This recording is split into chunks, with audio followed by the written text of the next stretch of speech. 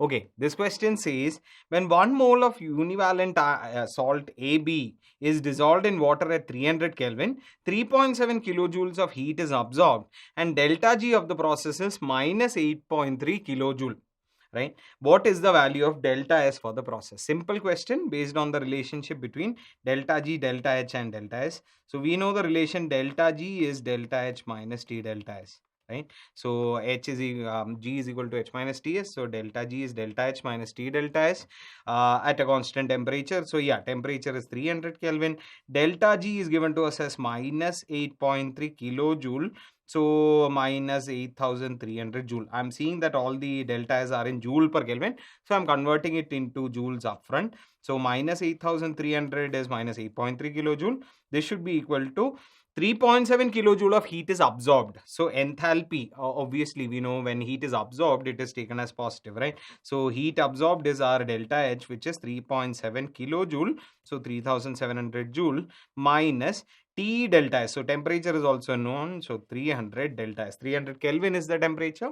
So what will we see? Delta S will be equal to 3,700 plus 8,300 divided by 300. Which is how much? 3,700 plus 300 is 4,000. 4,000 plus 8,000 is 12,000. So this is 12,000 by 300, which is obviously how much? 120 by 3 is what? 40. So 40 joule per Kelvin is what we are seeing, right? So looking at the options, we can see that the correct answer is of course A option. This question says, if zero point 0.2 moles of H2 gas and 2 moles of sulfur in solid form are mixed in a 1 decimeter cube, 1 decimeter cube is 1 liter, 1 liter vessel at 90 degrees Celsius, the partial pressure of H2S gas formed according to the reaction would be, right? So this is the reaction that is given to us. Time t equal to 0, we had hydrogen as 0.2 moles, sulfur in solid form is 2 moles, and your yeah, so of course there is no H2S originally. The partial pressure of H2S gas is what is asked eventually, right? So time t equal to 0, this is what is there. Time t equal to t equilibrium. Let's say 0.2 minus x. Let's say x moles of H2 reacted. So obviously you can see 1 mole H2 is reacting with 1 mole S. So x will be the number of moles of sulfur that gets consumed. So it will become 2 minus x, and H2S will be obviously, I mean, 1 mole of H2 is giving 1 mole of H2S. So x moles of H2S gas will be there. Right now, Kp is given to us as 6.8 into 10 to the power minus 2. Right. So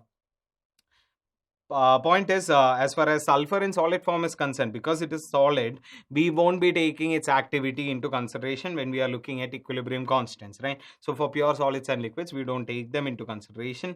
So only thing that is important for us here is H2S and your H2, right? These are the two gases that are there, right? So what will be the expression for Kp? Kp is going to be equal to partial pressure of H2S gas to power 1 divided by partial pressure of hydrogen gas to the power 1, and these is given to us as 6.8 into 10 to the power minus 2. Right now, think about this. Ratio of partial pressures will be, now think about this, you can think of it in terms of Dalton's law of partial pressures. The idea is, for each gas that is there in this vessel, PV equal to nRT should be valid. We are assuming ideal gas behavior. So partial pressure of hydrogen into volume of the vessel will be equal to number of moles of hydrogen into R into T. Similarly, partial pressure of H2S into volume of the vessel will be equal to number of moles of H2S into RT. So if I'm looking at partial pressure of H2S divided by partial pressure of hydrogen, if I divide this 2 by 1, right? If I divide, what I'm going to get is partial pressure of H2S divided by partial pressure of hydrogen. Volume cancels out, RT cancels out. Number of moles of H2S divided by number of moles of H2 is what I'm getting. And I'm getting this to be equal to, I mean, it is given to us as 6.8 into 10 to the power minus 2. Right, but what was number of moles of H2S? It was X, and the other one was H2 was 0.2 minus X, right? So number of moles of H2S is X divided by 0.2 minus X is equal to 6.8 into 10 to the power minus 2. I can write it as 6.8 by 100, right? Cross multiplying, what do I get? I'll get 100x is equal to 6.8 into 0.2 will be how much? 6.8 into 2 would have been 13.6. So this is 1.36. minus 6.8x, right? So x turns out to be equal to 1.36 divided by 106.8. Right? So when I take this 6.8 to the other side, I'll get 106.8 x is equal to 1.36. So x is 1.36 by 106.8, roughly around what, 0.01 moles or something of this sort, right? So whatever. So this is the number of moles. Now that I know the number of moles, can't I come back to this and find out the partial pressure? So I can write from here, or rather from the second equation alone, the partial pressure of hydrogen sulfide should be equal to number of moles of hydrogen sulfide into RT by V. Are we given the values of R? Not really. But looking at the options, I can see that I should take it in liter atmosphere per mole per Kelvin, because partial pressures are in atmosphere. So what am I getting? I'm getting nRT by V. N was how much? 1.36 divided by 106.8.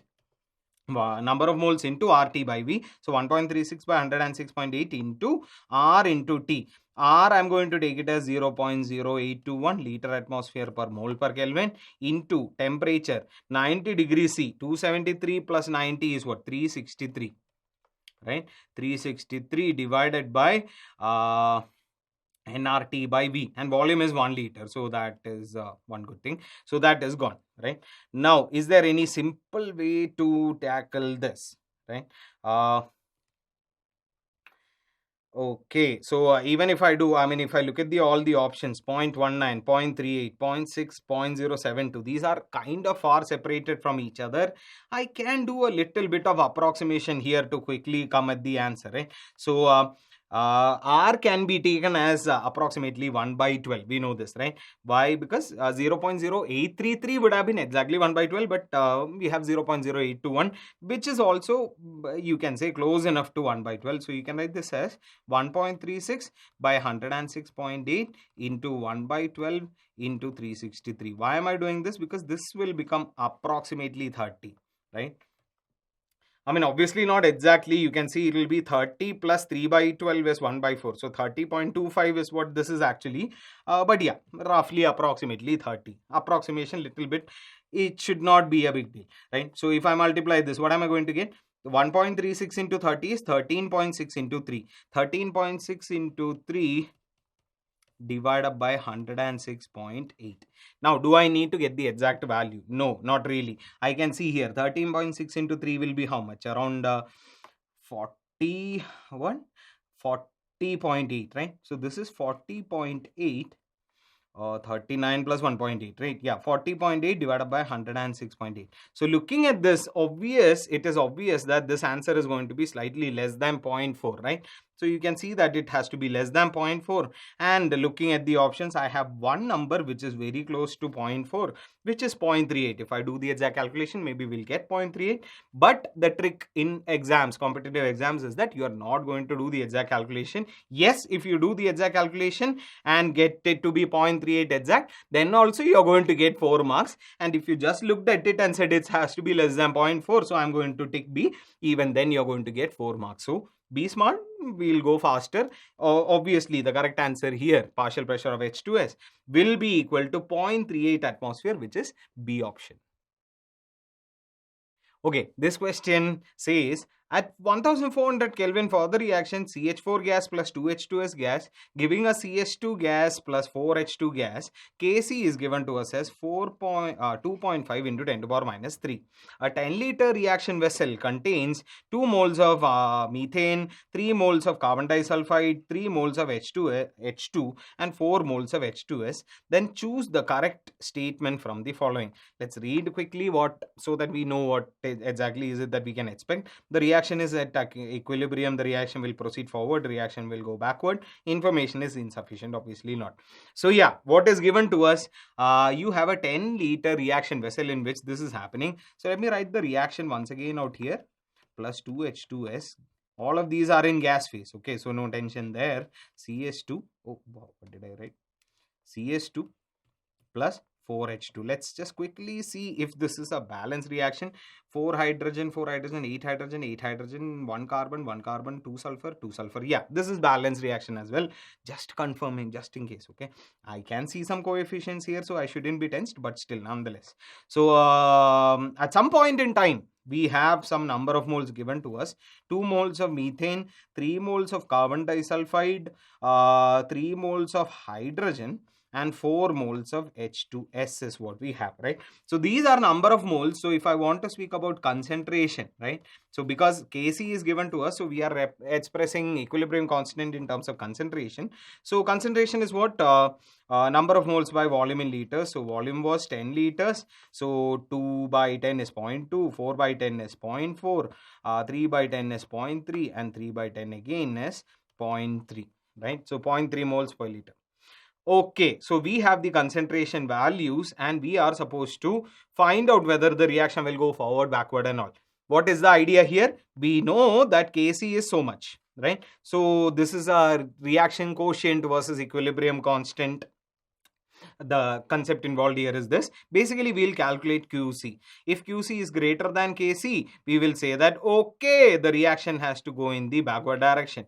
If QC is less than Kc, we know that the reaction has to go in the forward direction. And if QC is equal to Kc, we know that obviously the reaction is already at equilibrium. There is nothing that we have to do, right? I mean, it's already at equilibrium. We'll have to tick accordingly, right? But yeah, here, what do we do? What will be our QC? QC will be equal to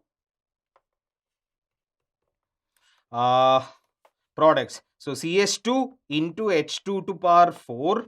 So concentration of CH2 into concentration of H2 to power 4 divided by concentration of CH4 and H2S square.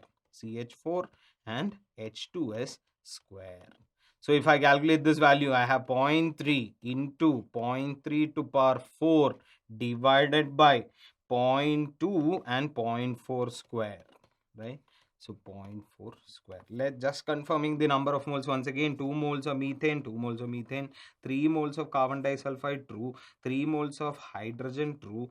4 moles of H2S, true. Okay, all of these are fine. So let's do the calculation and see whether QC, Kc, how do they compare, right? So if I look at this value, what do I get?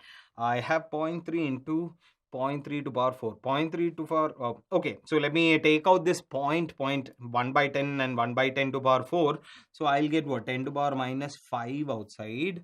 And then you have 3 into 3 to power 4, right? 3 to power 5, right? What is that? 243, right? 3 square is 9. So 9 square is 81 into 3 is 243. Divided by 0.2. Again, I'm going to take this 1 by 10 and 1 by 10 square outside. So I'm going to get 10 to power minus 3 here. And 2 into 4 square. 4 square is 16 into 2 is 32, right? So I'm getting 10 to power minus 2 into 243 by 32, right? So if I do the exact calculation, that might be slightly better. But yeah, maybe at least for approximation sake, I mean, what is the value? 2.5 into 10 to power minus 3. Oh, okay. So here, for sure, I don't have to do the exact calculation because I can see here that already this value is, I mean, let's say this denominator, let's say, is 33. Okay, so this would have been divisible by 3 as 11, and this would have been 81. So 81 by 11 would have been how much? What? 7 point something, right? So this is approximately 7 point something into 10 to power minus 2, right? I don't want to even calculate the exact value. Why? Okay, I increase the denominator, which means that my answer is smaller. Yeah, so this is something that is greater than 7.5, right? Somewhere around 7.5 into 10 to power minus 2 is the value of my QC. And QC is definitely greater than Kc, right? Around 30 times greater than Kc, which means, what did we write? We said that if Qc is greater than Kc, backward reaction is what should be happening. Equilibrium, no. Reaction will proceed in forward direction, no. If Qc was less than Kc, this would have happened. Reaction will proceed in the backward direction. Yes, this is exactly what we need. So C is the correct answer to this question. Okay, this question says, 2 flasks of equal volumes are connected by a narrow tube of negligible volume, all at 27 degrees C, and contains 0.7 moles of hydrogen at 0.5 atmosphere. Okay. If one of the flask is then immersed in a bath kept at 127 degrees C, while the other remains at 27 degrees C, the final pressure in each flask is, right? Okay. Now let's see what exactly is happening here, right? So you have two flasks of equal volume and they are connected by a narrow tube having negligible volume, right? Both of these were originally at 27 degrees C, and you had 0.7 moles of hydrogen in all at 0.5 atmosphere, right? So as far as the two vessels are concerned, let's call this 1 and let's call this 2. Let's say that this 1 is the flask which is eventually turned into 127 degrees C. So this is my initial condition. So I have 0.5 atmosphere as the pressure here, 0.5 atmosphere, 0.5 atmosphere as the pressure here. Between these two, let's say N1 and N2 are the number of moles here. Obviously, initially they are equal volume, same temperature, same pressure, so they had to be same number of moles. So originally, let's say N and N are the number of moles, right? So N and N being, obviously N is equal to 0.35, half of it, right? 0.7 moles are there in all. So 0.35 was what was there originally, right? And they were originally at 27 degrees C, or you can say 300 Kelvin, same thing, right? Now, what is happening finally is that this thing is brought to 127 degrees C. 127 degrees C is 400 Kelvin.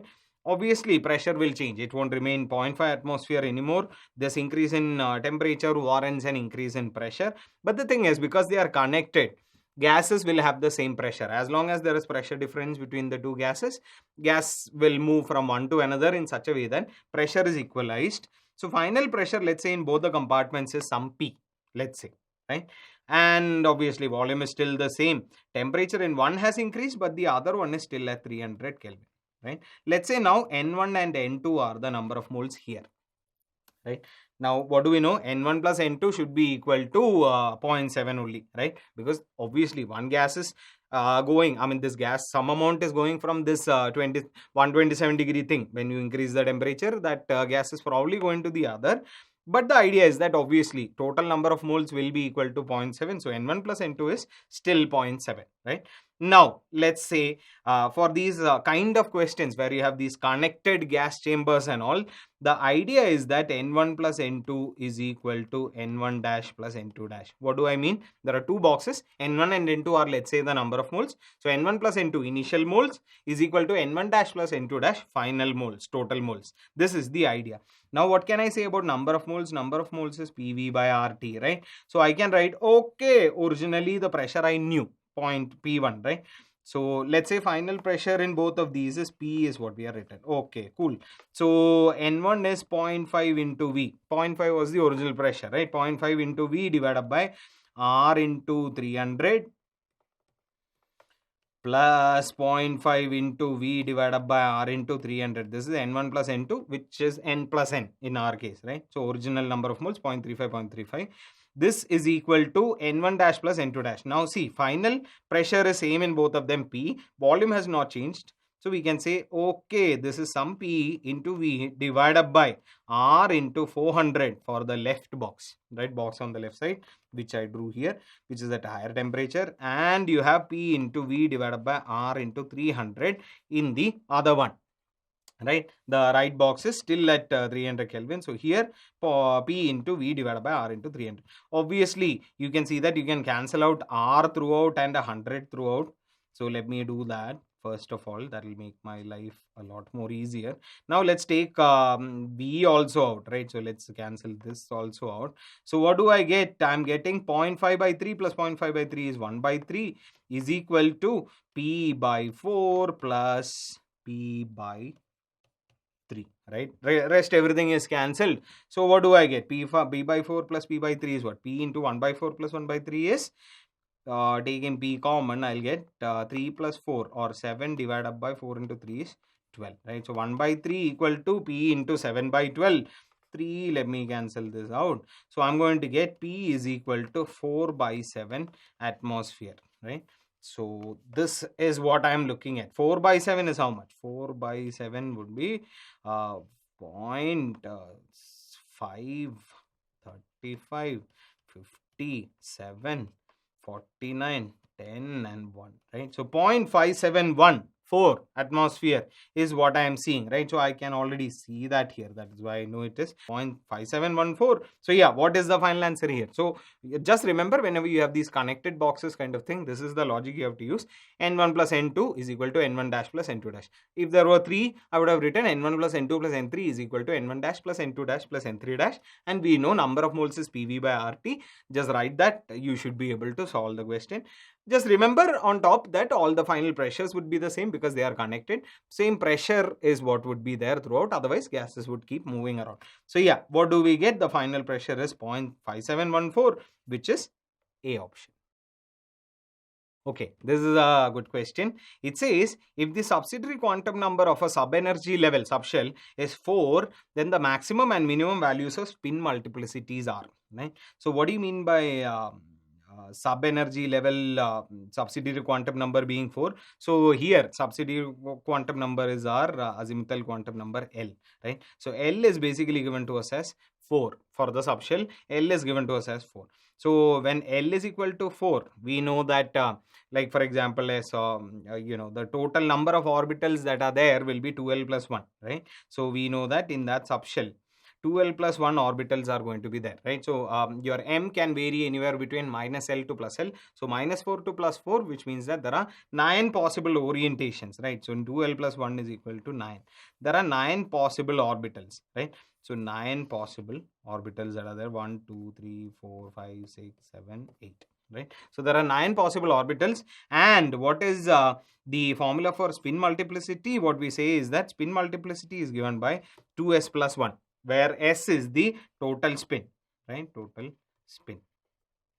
So we are asked what will be the maximum and minimum values of spin multiplicities, right? So when I'm looking at spin multiplicity, obviously you can understand if spin multiplicity is 2s plus 1, its maximum value will be when spin is maximum value, total spin has a maximum value, and its minimum value will be when total spin has the minimum possible value, right? And maximum possible spin will be when you have all of them having the same plus half spin, right?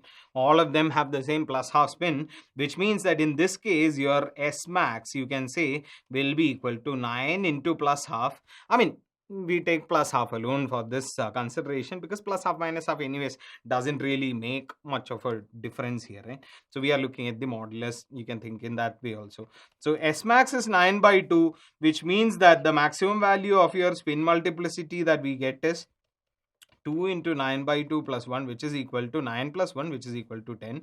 And the minimum value of spin will be there when, think about this, either there is no electron or else all of them are, let's say for example, paired.